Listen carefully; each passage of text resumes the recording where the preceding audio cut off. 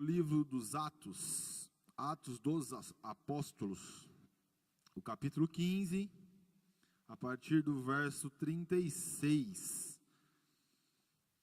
Vamos ler aqui, vou ler aqui no telão, que a minha Bíblia tem uma versão um pouquinho diferente. A palavra do Senhor diz assim, a partir do 36. E alguns dias depois, disse Paulo a Barnabé: tornemos a visitar nossos irmãos para todas as cidades em que já anunciamos a palavra do Senhor, para ver como estão. E Barnabé aconselhava que tomassem consigo a João, chamado Marcos. O nome era João Marcos. Mas Paulo parecia razoável que não tomasse consigo aquele que desde a Panfilha se tinha apartado deles e não os acompanhou naquela obra.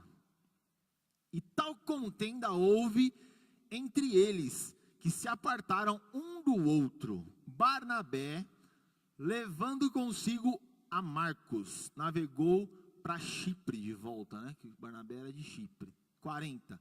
E Paulo, tendo escolhido Silas para o acompanhar, partiu, encomendado pelos irmãos à graça de Deus. 41 para encerrar. E passou pela Síria e Sicília, confirmando as igrejas. Amém. Pode tomar assento, irmãos. Irmãos, nós já estamos, acho que na terceira quinta-feira, nós estamos falando sobre um tema que é vivendo acima da mediocridade, vivendo acima da média. Nas duas quintas-feiras que passou, dá para colocar aí, Bill? A primeira quinta-feira, 2 semanas atrás, nós falamos vivendo acima da mediocridade, ou vivendo acima da média, né? Em Mateus 24, nós nos baseamos e falamos sobre se manter firme, seremos salvos de nós mesmos, viveremos acima das nossas possibilidades, ou seja, ultrapassaremos os nossos limites físicos. 2, vamos resistir até o fim, viver para agradar o coração de Deus, não agradar uns aos outros, e seremos salvos por completo, que é a salvação eterna. Na quinta-feira passada, mesmo tema, nós nos baseamos em Esther 2, 5 e 7, e falamos que para viver acima da média, a gente precisa aceitar a realidade que vivemos, e ter senso de oportunidade, é entender o porquê algumas coisas acontecem e o porquê nós estamos no lugar onde estamos. Nada acontece por acaso nas nossas vidas. E hoje, nós vamos continuar com o mesmo tema, vivendo acima da mediocridade ou vivendo acima da média, com base nessa história que a gente acabou de ler, na história de João Marcos. Os irmãos conhecem a história de João Marcos? Quem conhece a história de João Marcos? Os irmãos não conhecem. Rapaz. Então eu vou dar uma contada aqui assim, vou dar uma resumida na história de João Marcos. João Marcos é o Marcos, tá? Do segundo livro do Novo Testamento aí. O primeiro livro do Novo Testamento é Mateus. O segundo livro é Marcos. Só que o primeiro livro dos evangelhos aí, dado como evangelhos sinóticos, são Mateus, Marcos e Lucas.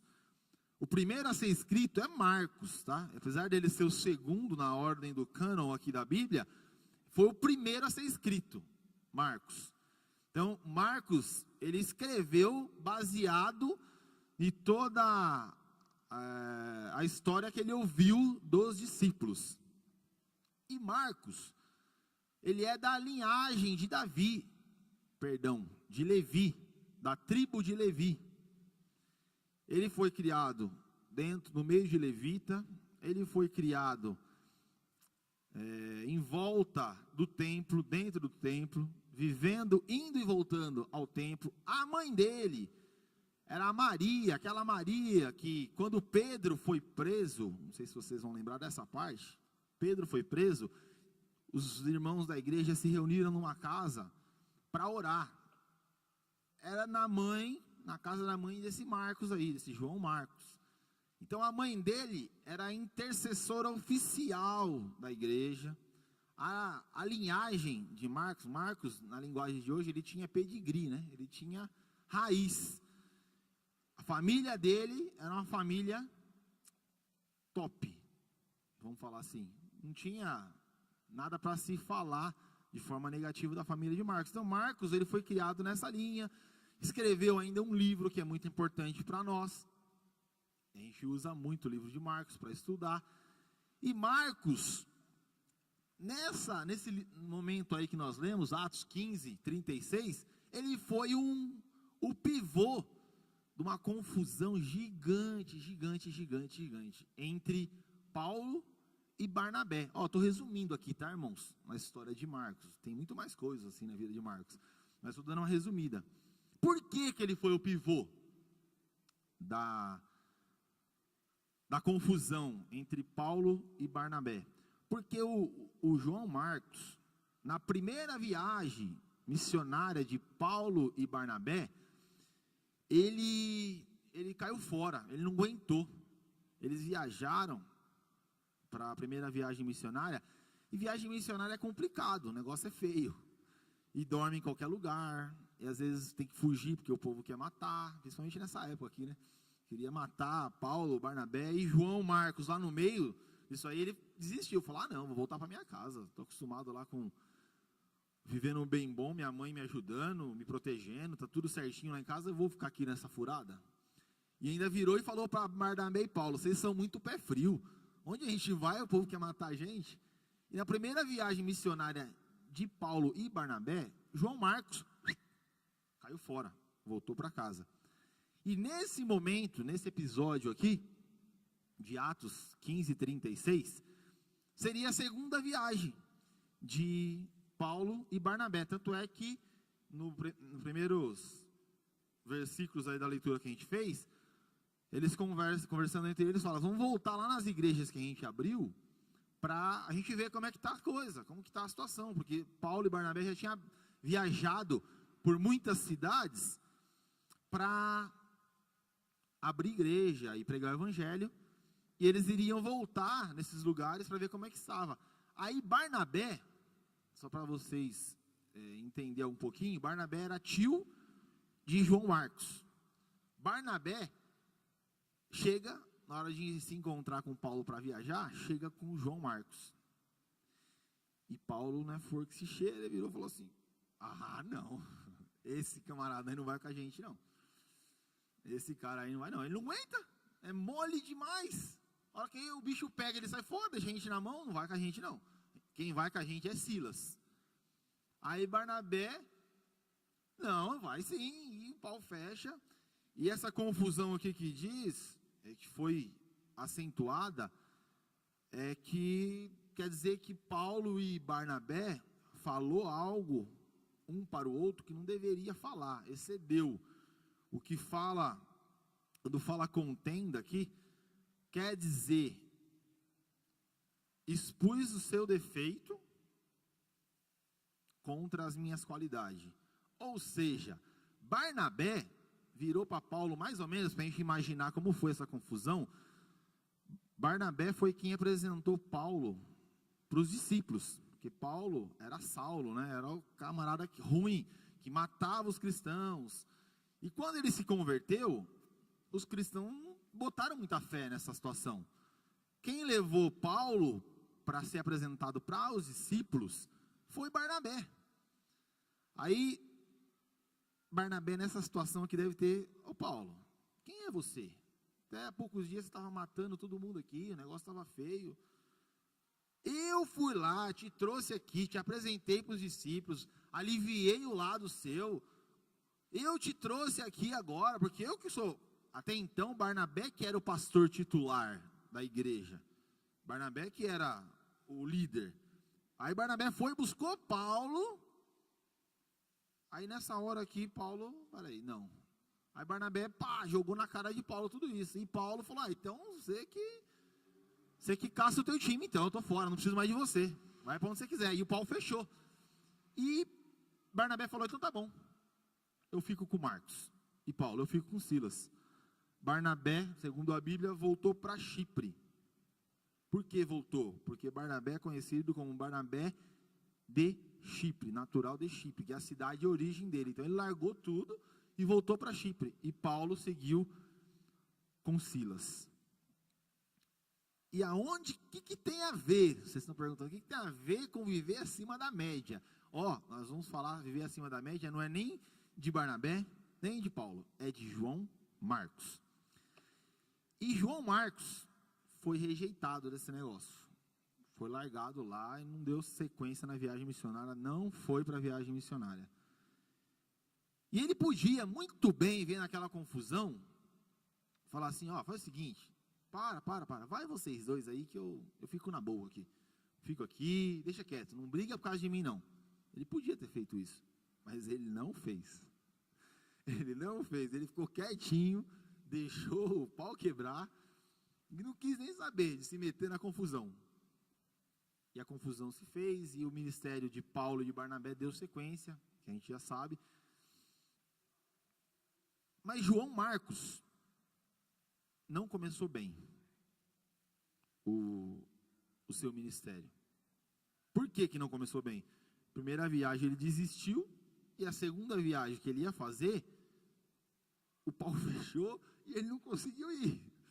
A briga fechou, ele conseguiu ir. Ele ficou ali, no meio do caminho, no meio do fogo cruzado, sem saber o que iria acontecer com ele. Só que ele volta para Chipre e segue Barnabé. E o ministério dele continua a se desenrolar. O ministério de Paulo também. E até esse ponto da história de Marcos, de João Marcos, já tem uma lição para a gente tirar. Qual é a lição? É que sempre é hora de começar outra vez. Sempre é hora de iniciar outra vez, de reiniciar, né? De começar de novo, de refazer, de corrigir o seu caminho, de acertar o que está errado. Mas como que você sabe que Marcos acertou, corrigiu o caminho?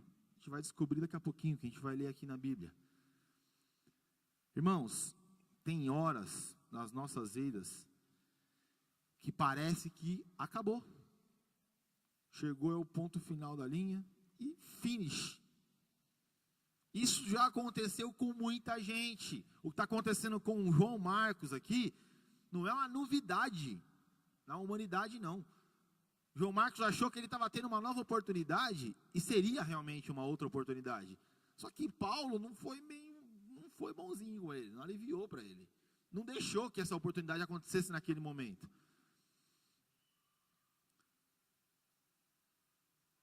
Só que ele não abriu a boca. Marcos não abriu a boca. Ele, quietinho. Ele nem abriu a boca nem para falar que sim, nem que não, nem que certo, nem que errado. É o que nós lemos aqui nas outras quinta-feiras. Ele aceitou a realidade que ele estava. Ele sabia que ele tinha pisado na bola. Ele sabia que aquilo que estava acontecendo, aquela circunstância negativa que estava acontecendo, aquela briga que estava tendo entre Paulo e Barnabé, ele tinha culpa no negócio. Só que ele queria uma nova chance. Ele queria uma outra oportunidade. Ele sabia, reconheceu que Paulo estava até que certo, porque ele tinha pisado na bola mesmo na outra viagem. Só que ele também entendia que Barnabé também estava certo, que ele merecia uma outra chance. Então, ficou quietinho. Nas nossas vidas, é importante a gente entender que na hora que o pau está fechando, o silêncio é a melhor reação que a gente pode ter. O silêncio é a melhor reação que você pode ter, que eu posso ter, porque sempre é momento de começar outra vez. Primeira lição que nós vamos tirar aqui dessa leitura bíblica, dessa meditação rápida que nós vamos fazer, sempre é momento de começar outra vez. Sempre é momento de começar outra vez. Pode escrever isso aí, Bill. Sempre é momento de começar outra vez. Irmãos, independente do momento que você esteja vivendo, independente do erro que você tenha cometido, independente do pensamento que você esteja sobre o amanhã, independente da briga que você está, independente do meio, se você está na faixa de Gaza, né? O lugar hoje talvez seria o lugar mais terrível do mundo para você estar, mais perigoso do mundo, independente do lugar que você está, independente do momento que você está, independente do que você fez, independente do que você vai fazer, independente do que você está pensando, sempre é momento para começar outra vez. Sempre é momento para começar outra vez. Às vezes chega esse momento, está muito difícil, está complicado, as circunstâncias vêm totalmente contrárias àquilo que a gente imagina, pensa. A gente pensa em olhar para trás. A gente pensa em olhar para trás. Cuidado para você não virar uma estátua de sal. Olhar para trás significa ter medo do futuro. Olhar para trás significa não aceitar uma nova realidade. Olhar para trás é não enxergar esperança para a sua vida. Olhar para trás é imaginar que o que você está vendo é o limite. Olhar para trás é ausência de fé. Como que está a sua vida? Qual o momento que você está vivendo? Qual a circunstância que você está vivendo? Tá bom, tá ruim, tá legal, tá mais ou menos, tá parecido com a de Marcos?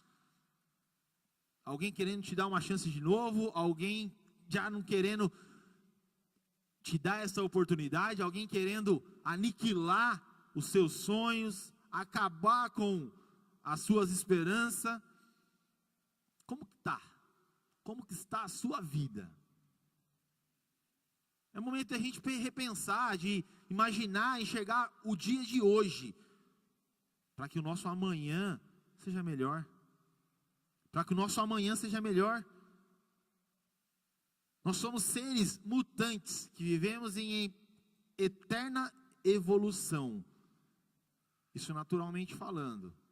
Só que essa evolução só vai acontecer e se dar de uma forma verdadeira na sua vida, se você se permitir a começar outra vez. Todo dia, tem uma música do Thales que fala, todo dia o pecado vem. Todo dia vem as tentações. Todo dia é dia de nós termos oportunidades de fazer escolhas ruins. Ah, pastor, eu errei. Eu escolhi errado. E aí? Acabou? Acabou? Olha para a sua realidade e entenda que é a hora de começar outra vez.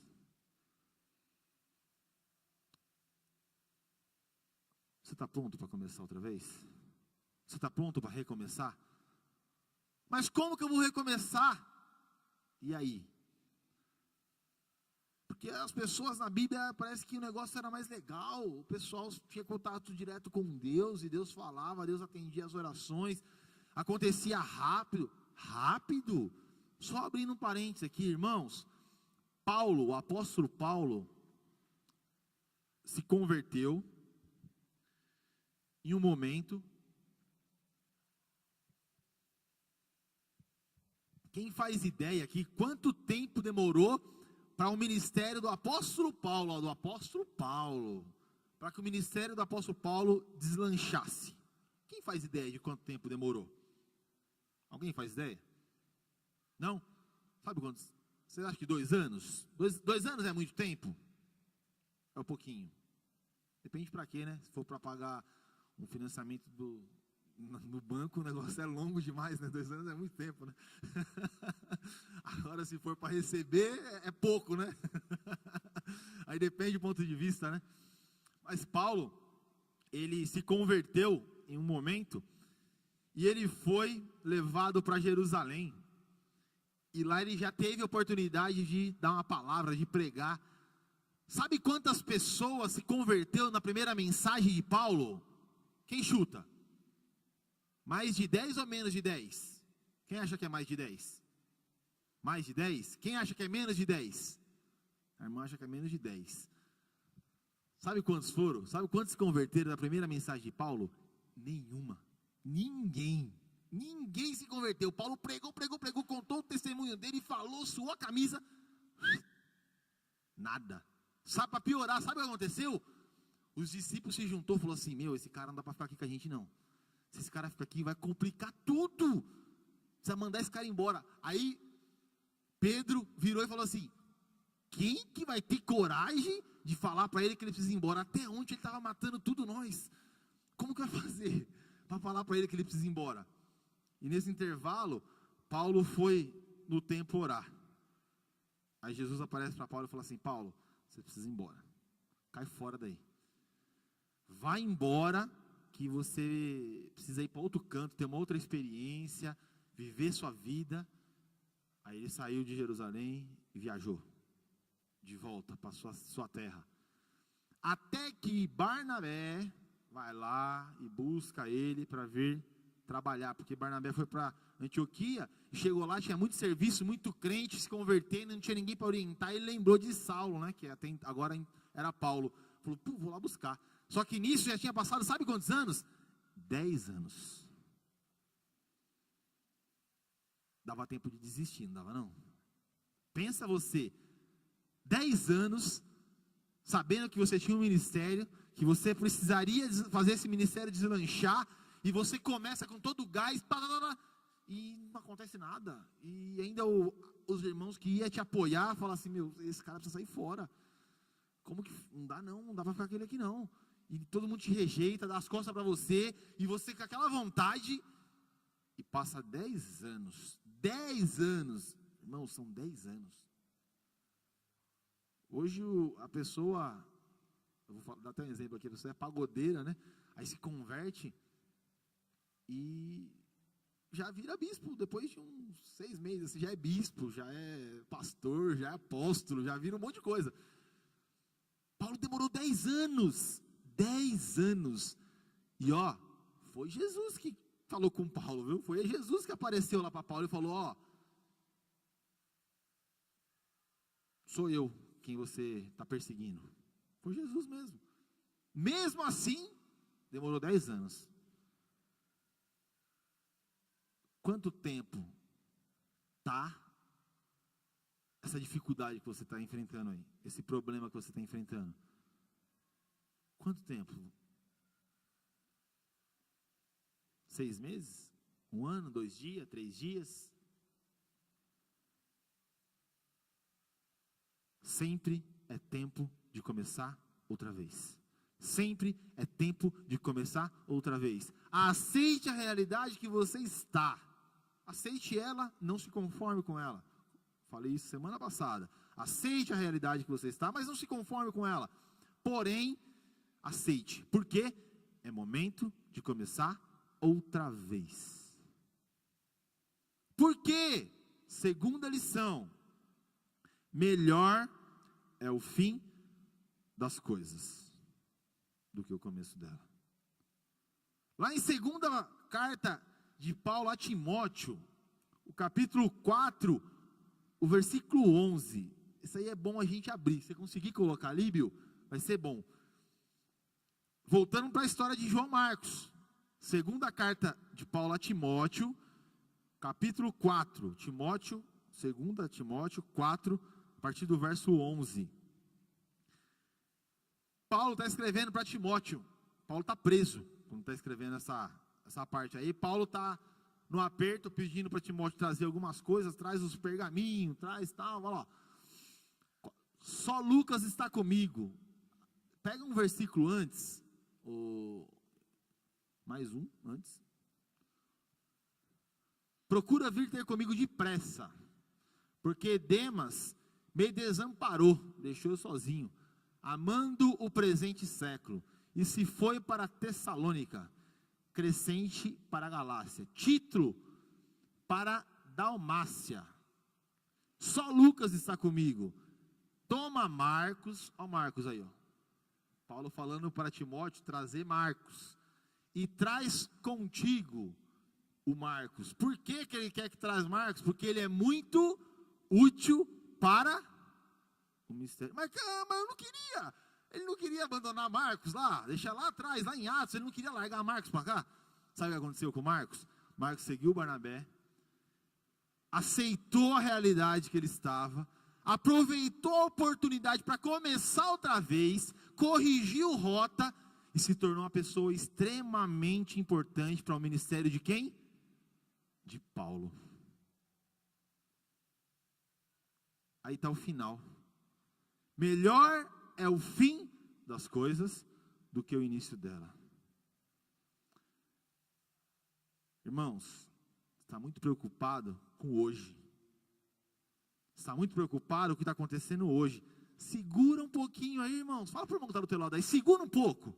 Segura essa ansiedade aí. Segura essa vontade de fazer as coisas acontecer no estralar de dedo. Ansiedade, ela atrapalha a gente sair da realidade. Ó, a ansiedade atrapalha a gente sair da realidade. Aceitar a realidade é importantíssimo, extremamente importante, precisamos aceitar ela, só que sem deixar a ansiedade atrapalhar a gente sair dela, porque às vezes a realidade, ela não está boa, não está legal, só que a gente ficar muito ansioso com o fim dela, essa ansiedade atrapalha a gente a sair. Faça igual Marcos, independente se estão querendo acabar com o teu sonho, acabar com a tua vida, acabar com a sua oportunidade, acabar com o que está acontecendo, pode acontecer de bom para você, segura, ó, no WhatsApp tem um bichinho que tem um zíper assim na boca, né? Não tem um bichinho assim? Os irmãos aí que tem WhatsApp, todo mundo agora tem o WhatsApp, né? Agora, quem não tem WhatsApp, não é possível, né? A maioria tem. Aí tem um bichinho no WhatsApp lá, que é um zíperzinho assim, ó. Usa aquele bichinho lá, usa aquele bichinho. Silêncio. Quietinho. Quietinho. Que o jogo vai virar. A dificuldade vai passar. Calma. Segura um pouquinho aí, isso tudo que você quer vomitar, eu vou falar, agora eu vou falar tudo para ela, hoje eu não, eu sou crente, eu tenho que falar a verdade. Será que você precisa falar realmente a verdade? Você não pode mentir você não pode, mas será que essa verdade que você está querendo falar, você não vai matar o outro? Você não vai plantar algo de ruim? Palavra dita, não volta mais atrás. Ó, silêncio, calma, é momento de começar outra vez. Para que começar outra vez? Para que o fim, olha lá, o bicho já pôs o bichinho, para que o fim das coisas realmente seja importante. Na Bíblia nós temos alguns exemplos. Moisés passou por um perrengue, foi expulso do Egito, estava vivendo uma polpa terrível no Egito, a coisa mais gostosa do mundo, vivendo dentro do palácio, sendo criado no palácio, comendo a comida de rei, reconhecido como futuro rei do Egito, neto do rei, né? De repente o jogo vira para ele, quando estava tudo bem, o negócio virou, queriam matar ele, queriam pegar ele para acabar com a vida de Moisés, ele teve que fugir, foi para o deserto, foi morar com a sogra, acabou com a vida do cara. Não que morar com a sogra é ruim, tá, irmãos? Não que morar com a sogra é ruim, mas o cara teve que sair do conforto que ele estava. Para quê? Para ser tratado. Será que esse momento que você está vivendo, você não está sendo tratado? E será que não está demorando muito porque você não está se deixando tratar? Ao invés de você estar, quietinho, está falando, reclamando, não está aceitando a realidade, não está querendo aproveitar a oportunidade de começar outra vez, e está língua. Será que não é isso que está acontecendo? Por isso está rendendo demais? A ansiedade está tomando conta da nossa vida e a realidade não passa nunca. Por que a realidade não passa? Porque a ansiedade tomou conta da nossa vida e está tomando conta das nossas atitudes. Estamos falando muito, agindo muito pela emoção. E depois que Moisés se deixou tratar, o jogo não virou para ele outra vez? Deus não usou ele, Deus não usou ele de um jeito extraordinário. Viver acima da média é aproveitar do melhor de Deus nessa terra. Não precisamos ser pessoas extraordinárias para viver o extraordinário de Deus. Precisamos simplesmente abrir o nosso coração e permitir que Deus entre na nossa vida e tome conta da nossa consciência e das nossas atitudes, para que nós venhamos ter uma vida acima da média. Tendo a presença de Deus nas nossas vidas, nós vamos conseguir aproveitar essa circunstância negativa da nossa realidade, para aproveitar essa oportunidade para começar outra vez. Agindo corretamente, segurando a ansiedade, para sairmos da realidade, para vencermos a realidade. Jó, aconteceu a mesma coisa, perdeu tudo, até a saúde.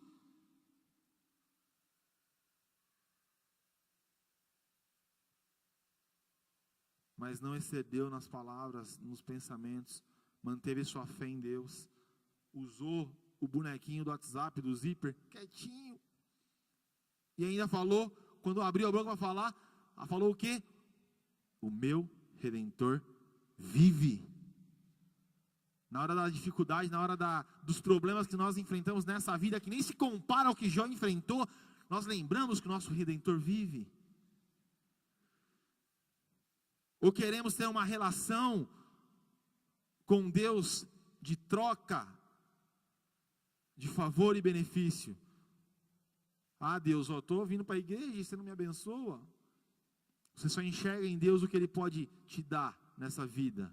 Ou você não consegue ver tudo que Ele já te deu e que Ele te sustenta até hoje. Não consegue ter coração grato igual o Jó teve. O meu Redentor, Ele vive, independente da circunstância que a gente venha viver. Davi passou por um perrengue também.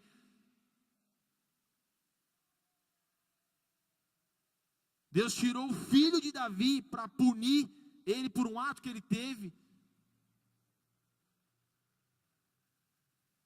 E Davi, aceitou a correção de Deus. E só foi um homem segundo o coração de Deus, só isso. Na Bíblia inteira, Deus não tem nenhuma aliança com ninguém igual tem com Davi. Deus tem uma aliança com Davi, que falou assim para Davi: Davi, ninguém da sua linhagem vai para o inferno. É salvação para a tua família, para a tua linhagem. Salomão, filho de Davi, terminou a vida dele perdido. E pela atitude do seu pai, ele ainda teve acesso à salvação. A aliança que Deus tem com Davi não se compara a nada. Por quê? Porque nos momentos de dificuldade, Davi, aproveitou a oportunidade para começar outra vez. Jonas foi parar no ventre do peixe, do grande peixe, né? Uns falam baleia, outros falam que sei lá o que é, mas é um grande peixe. A Bíblia fala assim, foi parar lá, acredite uns, outros não acreditam, eu fico igual o Joãozinho. O Joãozinho na escola, a professora falou assim: o Jonas não foi, não, você acredita nisso? O Joãozinho fala: não, acredito. Jonas foi sim, não sei como, mas ele foi para a barriga do peixe. E se eu vou tirar minha dúvida no céu? Lá no céu eu pergunto para ele se ele foi mesmo para o peixe ou não foi.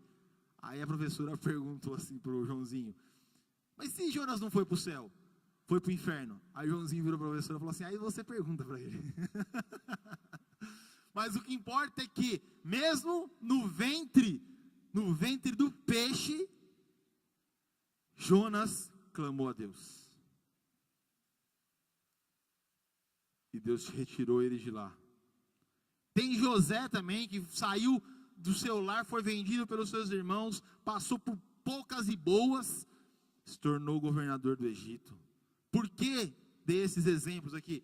Porque na hora das dificuldades, todos esses personagens bíblicos viveram acima da média, aceitaram suas realidades, aproveitaram a realidade negativa para começar outra vez, para mudar alguma rota que fosse necessário mudar. E ao invés de falar, reclamar, se mantiveram em silêncio e reconheceram que o meu Redentor vive. O meu Redentor vive. Deus continua sendo fiel, independente dos momentos positivos ou negativos que vivemos.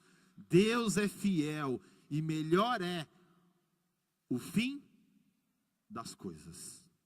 Pode ter certeza disso, irmão. O fim das coisas sempre é melhor se você se manter fiel.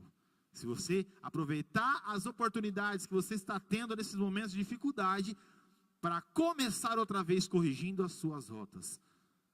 Assim você viverá acima da média com a presença de Deus nas suas vidas. Amém, irmãos? Entenderam a palavra de Deus para o seu coração nessa noite? Amém? Deu para entender?